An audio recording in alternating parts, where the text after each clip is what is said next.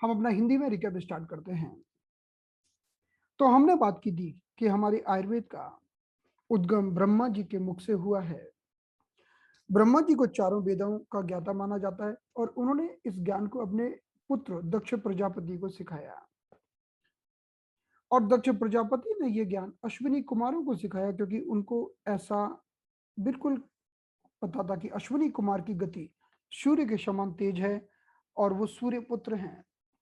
और ऐसा ही हुआ कि अश्विनी कुमार ने सीखकर इस ज्ञान को बहुत तीव्र गति से चारों तरफ फैलाया और इस ज्ञान के माध्यम से बहुत लोगों का इलाज भी किया।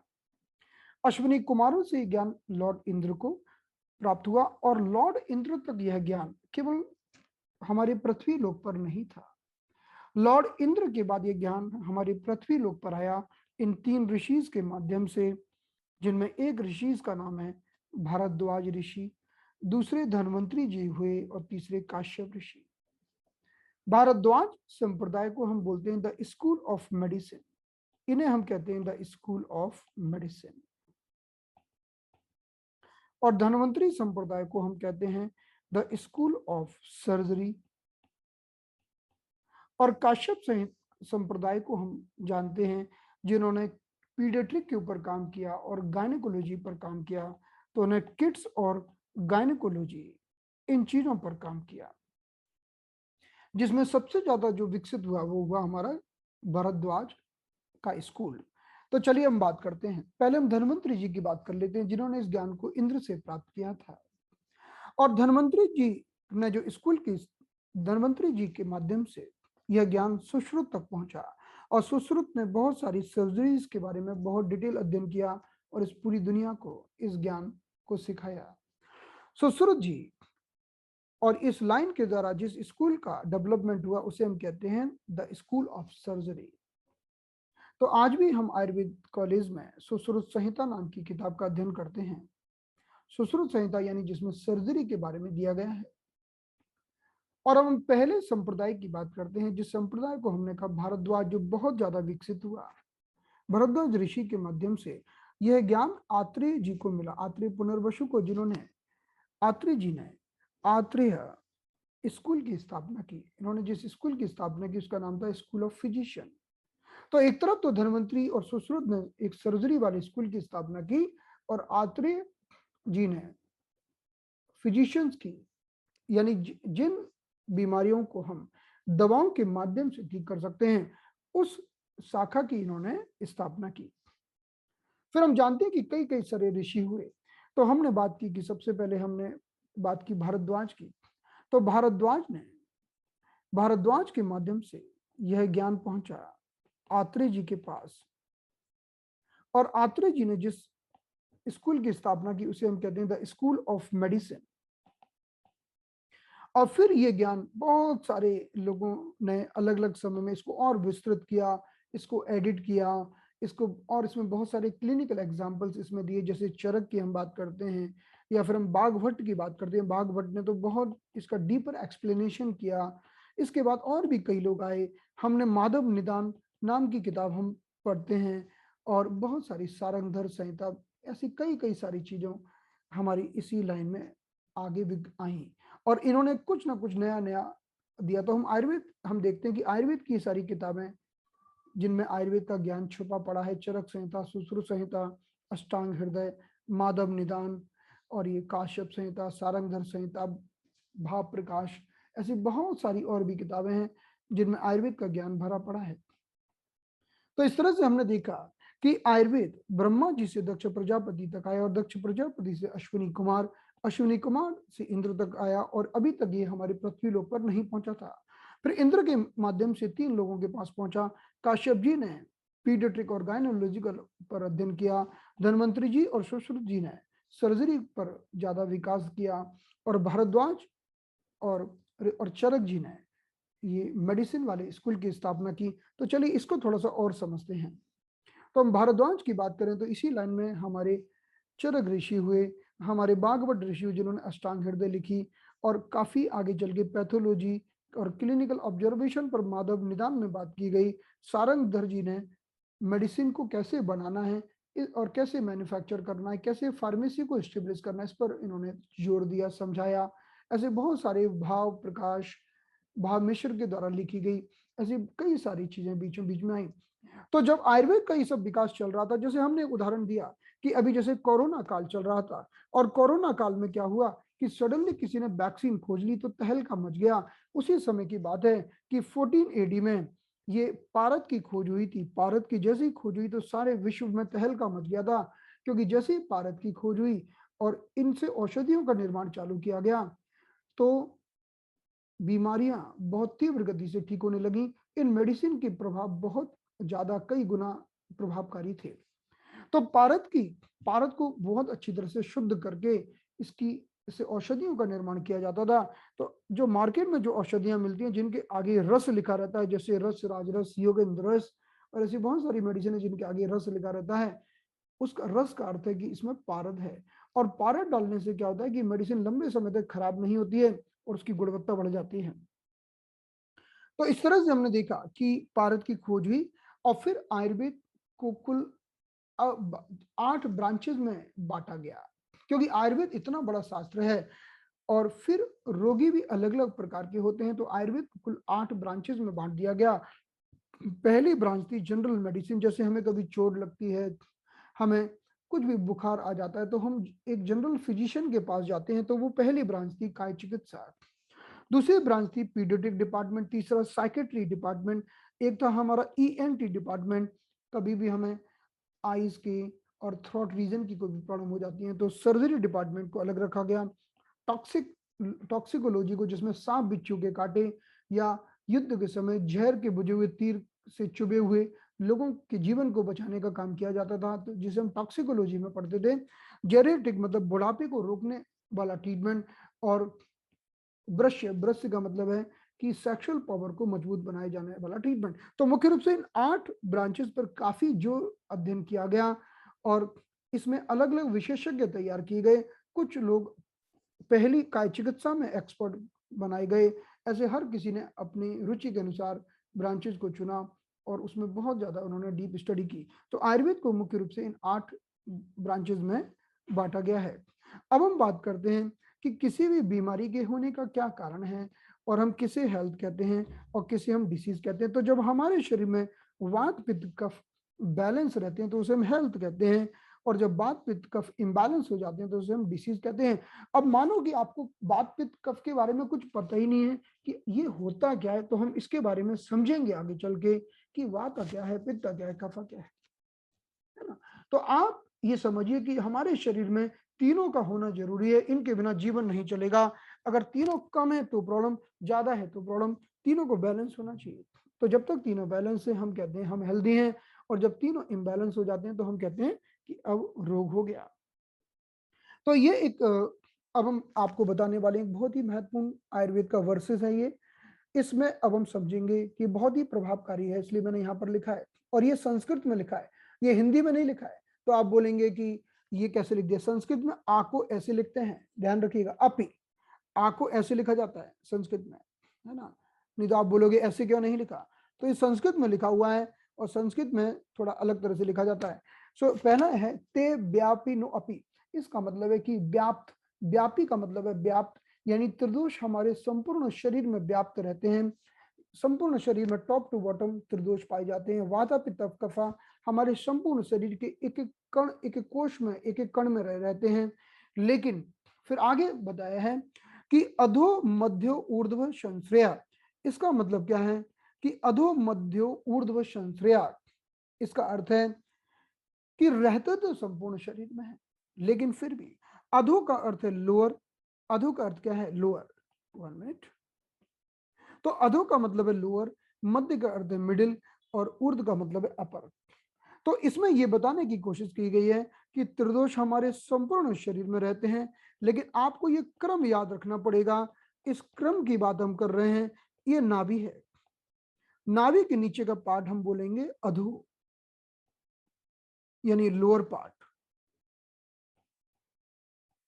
और नाभि से हार्ट तक के भाग को हम बोलेंगे, तो ये नाभि है, नेवल है। नेवल से हार्ट तक के भाग को हम बोलेंगे मध्यो। मध्यो का मतलब है मिडिल पार्ट।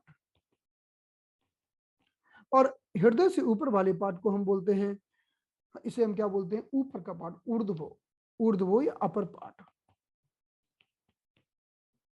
तो इसमें ये बात लिखी गई है कि आपको ये सीक्वेंस याद रखना है, अधो मध्यो ऊर्ध्व। देखेंगे तो उल्टा सीक्वेंस है, लेकिन आपको ये उल्टा ही सीक्वेंस याद रखना होगा। और इनमें क्रम से वाता, पित्ता एंड कफा दोष प्रीडोमिनेंट रहते हैं, यानी नाभि के नीचे वाता का स्थान है और नाभि और हृदय के बीच में पित्त का स्थान है और उसके ऊपर कफ का स्थान है, यानी ये इनके स्थान है, ये इनकी लोकेशंस है। अब मान लो हमारे शरीर में कोई वाता डिसऑर्डर हुआ। वाता डिसऑर्डर का मतलब है कि कहीं भी किसी को दर्द हो रहा है, पेन हो रहा है, किसी ने कहा गर्दन में दर्द है, कंधे में दर्द है, आंखों में दर्द है, सिर में दर्द है, घुटने में, कमर में दर्द है, तो दर्द का मतलब होता है वाता। तो अब शरीर के किसी भी भाग में किसी भी तरह का दर्द हो तो हम नाभि के नीचे वाले स्थान को ठीक करेंगे। तो इसीलिए आयुर्वेद में इसके लिए कही जाती है जो चिकित्सा, उसे हम कहते हैं बस्ती चिकित्सा। बस्ती का अर्थ है कोलोन को साफ करना। अब कोलोन को हमने साफ क्यों किया? किसी ने कहा कि मुझे गर्दन का दर्द है और कोलोन को साफ करने की क्या जरूरत पड़ गई? क्योंकि गर्दन का दर्द है तो दर्द, दर्द का मतलब है वात, और जब भी बात बढ़ेगा तो आपको नाभि के नीचे के भाग को ठीक करना होगा। अब चाहे वो दर्द गर्दन का हो, चाहे दर्द घुटने का हो, आपको नाभि के नीचे के पार्ट को ठीक करना ही होगा। इसी तरह अगर हम पित्त की बात करें तो पित्त हमारे मध्य शरीर में विराजमान है, हमारी छोटी आंत में इसका स्थान है।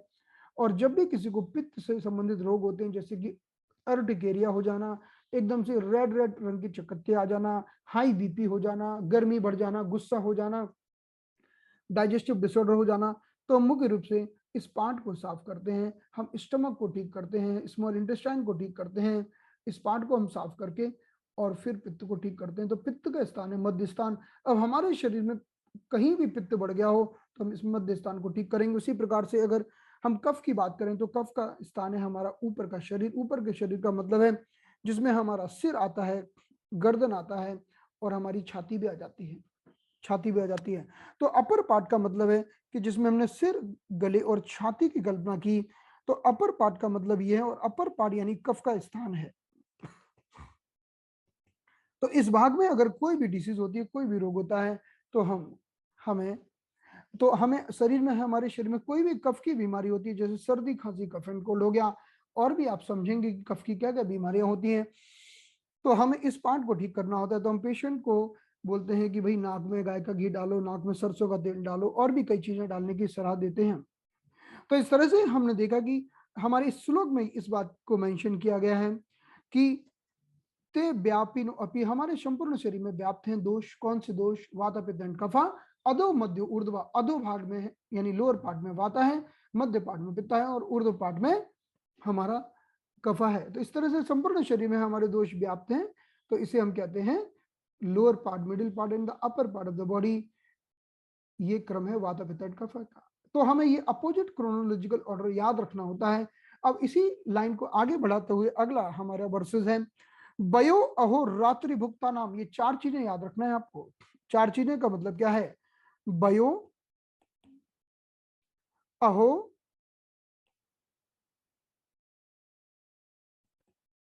रात्रि और भुक्ता नाम। तो वयो का मतलब है एज, अहो का मतलब है डे, रात्रि का मतलब है नाइट, और भुक्ता का मतलब है फूड। तो चार चीजों में भी हमारे वाता, पित्त एंड कफा अपोजिट क्रोनोलॉजिकल ऑर्डर में होंगे। अब हम देखते हैं कैसे। अगर हम पहले एज की बात करें तो अगर हम एज की बात करें, हम जानते हैं कि चाइल्डहुड एज आती है, फिर यंग एज आती है, फिर ओल्ड एज आती है। इसमें वाता, पित्ता एंड कफा अपोजिट क्रोनोलॉजिकल ऑर्डर में होंगे, यानी वाता, पित्ता एंड कफा। इसका अर्थ है कि बुढ़ापे में वाता डोमिनेंट होता है, इसलिए स्किन पर झुर्रियां पड़ जाती हैं, बॉडी रिंकल्ड हो जाती है, सूख जाती है, बॉडी ड्राई डिजेनरेट हो जाती है। और यंग एज में पित्त ज्यादा होता है, इसलिए एग्रेशन ज्यादा होता है, गुस्सा ज्यादा होता है, कुछ डाइजेस्टिव डिसऑर्डर भी हो सकते हैं। और जब बच्चा छोटा होता है तो कफा ज्यादा होता है, इसलिए वो ज्यादा सोता है और थोड़ा सा उसके अंदर कफा के लक्षण दिखाई देते हैं। तो इसे हम कहते हैं अपोजिट क्रोनोलॉजिकल ऑर्डर। और ये होना भी चाहिए। अगर मान लो किसी कारण से ये ऐसा ना रहे, जैसा होना चाहिए वैसा ना रहे, तो इसे हम डिसीज कहते हैं। जैसे उदाहरण के लिए अगर कोई यंग पर्सन है, उसमें वाता बढ़ गया तो उसको जल्दी बुढ़ापा आ जाएगा। इसी तरह से कोई ओल्ड पर्सन है, उसके अंदर कफा बढ़ गया तो व्यक्ति 16-16 घंटे, 12-12 घंटे सोता रहेगा। और कुछ ना कुछ उसके अंदर प्रॉब्लम निकलेगी।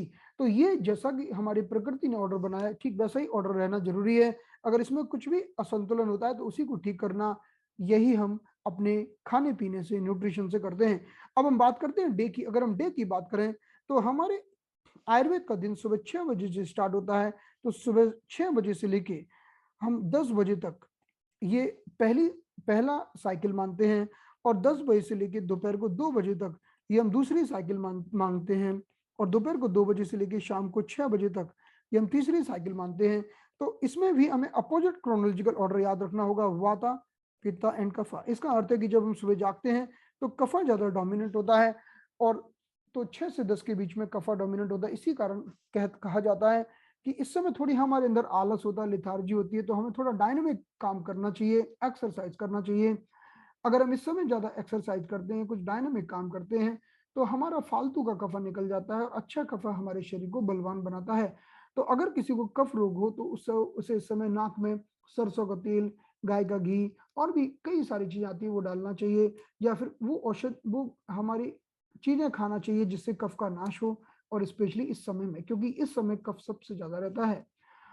और इसी तरह से अगर आप दोपहर की बात करो तो 10 से 2 का समय पित्त का है। यही कारण है कि इस समय हमारे अंदर बहुत एग्रेशन हो सकता है, हमारी अग्नि बहुत तीव्र होती है। तो 10 से 2 का समय खाने का एक उपयुक्त समय है। तो आयुर्वेद के अनुसार हमें खाना पीना इसी समय खाना चाहिए। और फिर 2 बजे के बाद फिर से वात का टाइम आ जाता है। तो 2 से रात को 6 बजे तक का टाइम वात का है, और इस समय हमें कुछ गर्म गर्म पदार्थ पीना चाहिए। और 6 बजे के बाद हमारी रात आ जाती है एज पर द आयुर्वेदा। तो अब हम रात्रि की बात करें, now we are talking about the night. तो रात को 6 से लेके रात को 10 बजे तक ये हमारी पहली साइकिल है। फिर 10 बजे से लेकर हमारी रात को 2 बजे तक ये दूसरी साइकिल है, और फिर रात को 2 बजे से लेकर सुबह के 6 बजे तक ये तीसरी साइकिल है।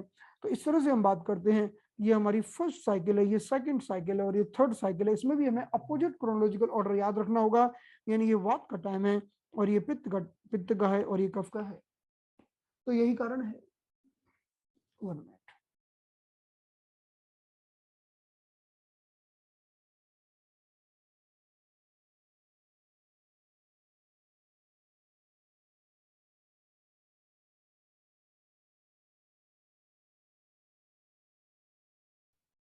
ओके, तो ये हमें अपोजिट क्रोनोलॉजिकल ऑर्डर याद रखना होगा। और ये अपोजिट क्रोनोलॉजिकल ऑर्डर हमें याद इसलिए रखना होगा क्योंकि यहाँ पर हम देखते हैं कि रात को 6 से 10 का समय हमारे कफ का है, और ये कफ का समय, इसलिए हमें इस समय हल्का खाना खाना चाहिए, क्योंकि कफ के समय हमारी अग्नि मंद होती है। और कफ के समय अगर हमने ज्यादा तेज खाना खा लिया तो वो पचेगा नहीं, क्योंकि कफ मंदाग्नि क्रिएट करता है।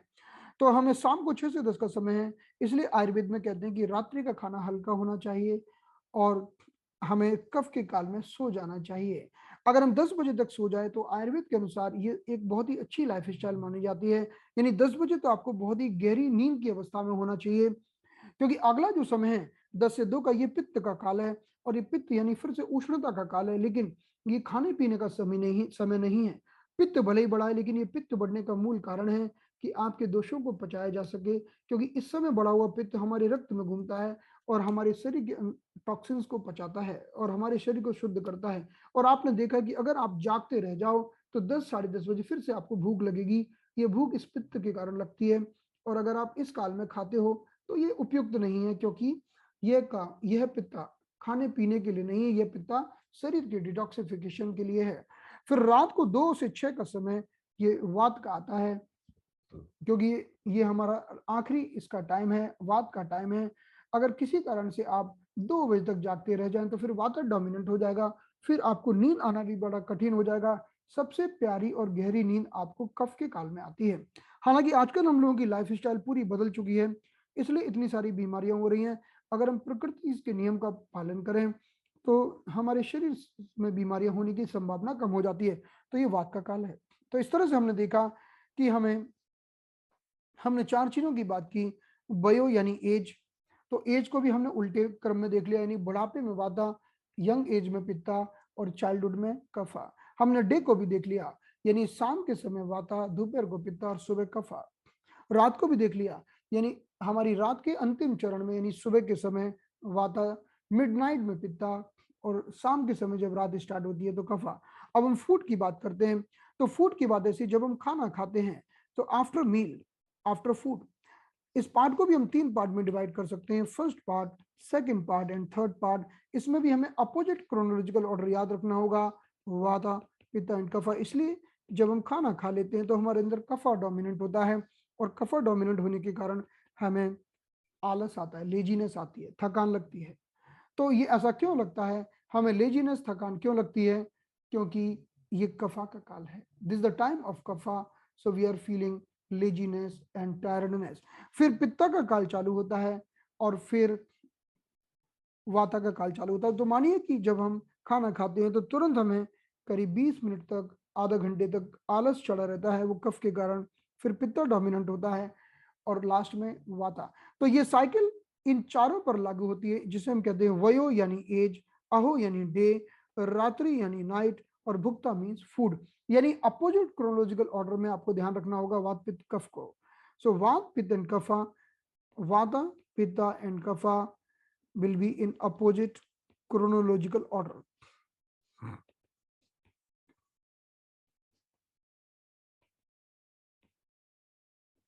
Okay, so now, तो अब हम वापस इस श्लोक पर आते हैं, देखते हैं ये वर्सेस में क्या दिखा है। वयो अहो रात्रि भुक्ता नाम, तो वयो का मतलब है एज, अहो मीन्स दिन, रात्रि मीन्स नाइट, भुक्ता नाम मीन्स फूड।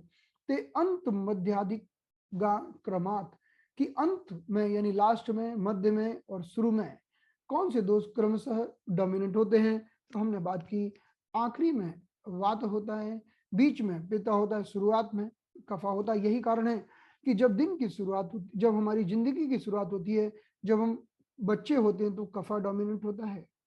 जब हमारे दिन की शुरुआत होती है सुबह 6 बजे से लेकर 10 बजे तक, तब भी कफा डोमिनेंट होता है। जब हमारी रात्रि की शुरुआत होती है शाम को 6 से 10, तब भी कफा प्रीडोमिनेंट होता है।